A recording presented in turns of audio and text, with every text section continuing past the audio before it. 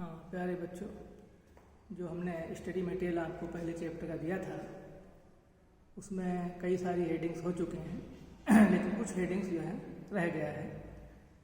तो next heading वहाँ पड़ा होगा, आप देखेंगे विद्युत द्विध्रुव के कारण निरक्षीय अवस्था में विद्युत क्षेत्र की तीव्रता, उसको आप देखते जाइएगा और साथ में ये वीडियो जो हम भेजेंगे आपको उसको देखते जाइए तो क्लियर हो जाएगा।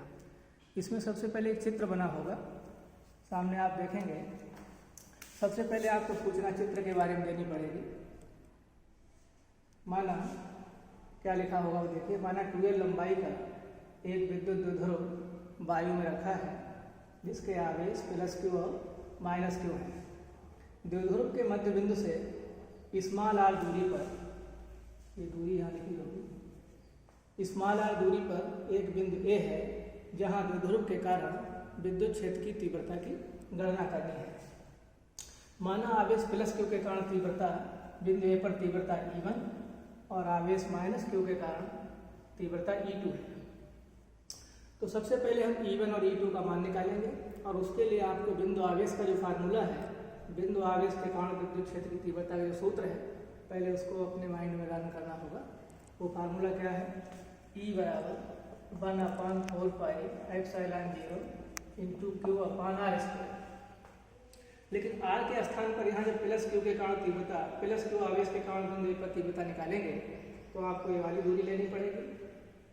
-Q आवेश के कारण तीव्रता जब यहाँ निकालेंगे तो आपको ये वाली दूरी लेनी पड़ेगी।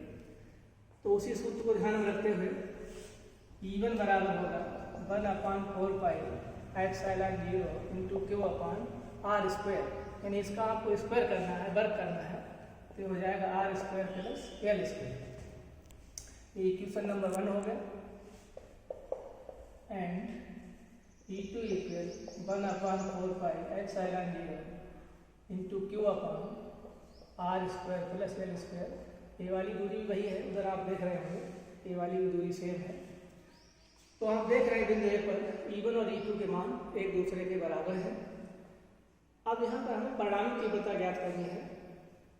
अगर कोई कंफ्यूजन दिशा के बारे में हो रहा है तो उसे देख लीजिए।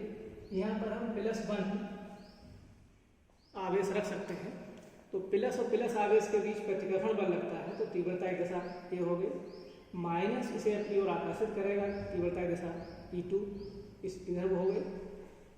तो बिंदु A पर एक हमने E1 दिखाया है, एक E2 दिखाया है, और ये वाला जो कोण है वो थीटा है, ये वाला कोण भी थीटा है। तो बिंदु A पर E1 और E2 को घटकों में विभाजित करेंगे तो E1 का इधर घटक हो जाएगा E1 cos थीटा, ये E1 है, ये बीच का कोण थीटा है, तो इधर को घटक निकालेंगे तो हो जाएगा E1 cos थीटा, और E2 का इधर घटक निकालेंगे हो जाएगा E2 cos थीटा। ऐसे E1 का इधर घटक निकालेंगे तो E1 sin थीटा, और E2 का इधर घटक निकालेंगे तो E2 sin थीटा। E1 और E2 एक दूसरे के बराबर हैं, तो इसका मतलब हुआ कि E1 sin थीटा और E2 sin थीटा जो है वो एक दूसरे के बराबर हैं, विपरीत हैं, और इनकी क्रिया रेखा एक ही बिंदु से गुजर रही है, इसलिए परिणामी निकालने में इनका कोई योगदान नहीं है, इनका परिणामी 0 होगा। तो इस प्रकार से परिणामी तीव्रता जो होगी वो हो जाएगी E1 cos theta + E2 cos theta, और इस परिणामी की दिशा होगी वो किधर होगी, +Q आवेश से -Q आवेश की ओर, अक्ष के अनुदेश, द्विध्रुव की जो अक्ष है उसके अनुदेश होगा। तो बिंदु A पर परिणामी तीव्रता आ जाएगी E1 cos theta + E2 cos theta. E1 E2 एक दूसरे के बराबर है, तो आप इसको ऐसा भी लिख सकते हैं 2E1 cos थीटा। मान रखते हैं 1/4 पाई ε0 × Q/r² + l²। ये तो E1 का मान हो गया। cos थीटा आपको यहाँ से देखना पड़ेगा, ये वाला कोण थीटा है, तो इधर वाला समकोण तो वो जो आप देखेंगे इसमें cos थीटा होता आधार बटे कर्ण, तो आधार ये हो गया, कर्ण ये हो गया, तो इस तरह से ये हो जाएगा L/√r² + l²। 1/4 पाई ε0 2L/Q, ये मिला के हो जाएगा P/r² + l²। यहाँ पर है, यहाँ आधी घात है, अंडररूट का मतलब आधी घात होता है, एक घात ये है, तो कुल मिला के हो जाएगा r² + l² की घात 3/2। ये ई का मान हो गया। ये निरक्षीय अवस्था में तीव्रता का फार्मूला हो गया।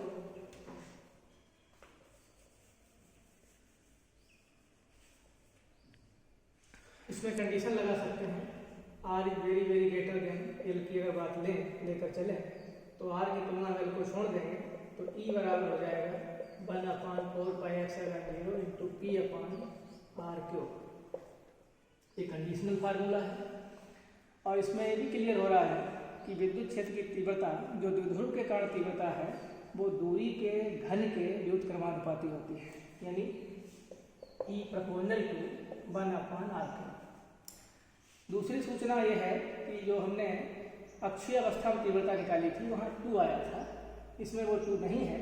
इसका मतलब अक्षीय अवस्था में जब हम जाएंगे तो वहाँ तीव्रता निरक्षीय अवस्था की तुलना में दोगुनी होगी।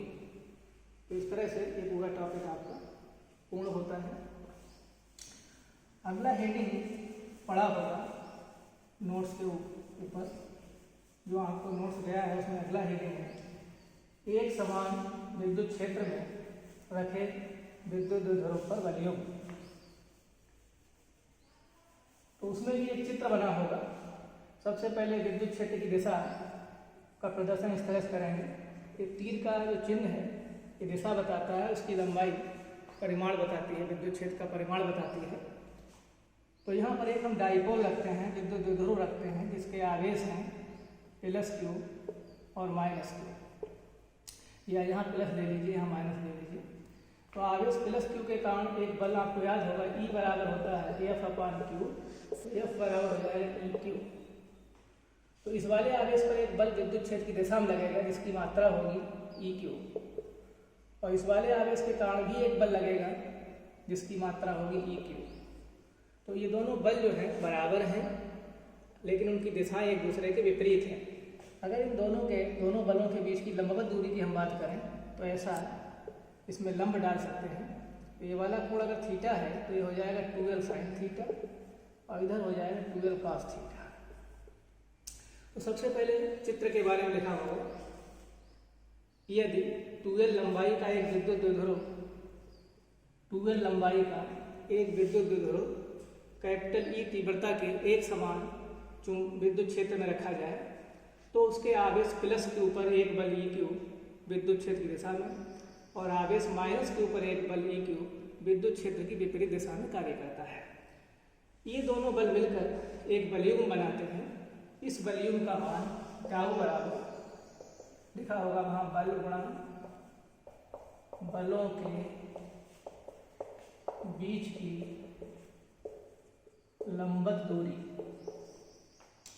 बल का मान हो जाएगा EQ और बलों के बीच की लंबवत दूरी होगी 2l, सामने देखेंगे लंबवत दूरी आ गई 2l sin थीटा।